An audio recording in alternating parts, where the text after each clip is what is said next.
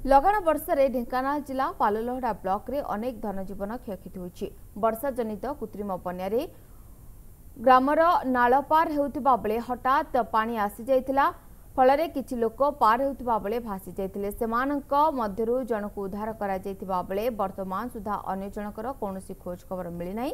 सेबडे रजडंग और बड़सोड़ा पंचायत अनेक बासगृह माटी मिसी जाइछि। एने पाललहड़ा विधायक मुकेश पॉल राजस्व निरीक्षक अधिकारी घटनार तदंत करुछन्ते। खूब शीघ्र क्षतिग्रस्त को क्षतिपूरण दियाजिबो बोली कहिसन्ते विधायक।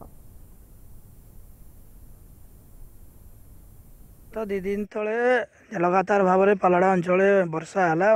ये वर्षा द्वारा मालगिरी अंचल बहुत मात्रा रे पानी आसीला जो कि बहुत क्षयक्षति होती। विभिन्न अंचल गरीब लोक मान घर भांगी जाइए। प्राथमिक हिसाब से पंचायत रु आम निर्देश देव कि चलवाई 7 दिन चाउल देवा व्यवस्था करा पालर व्यवस्था करा बाद जो मान घर भांगी संपूर्ण भाव में सरकारी स्तर में खूब शीघ्र आर्थिक सहायता एवं घर प्रदान करा।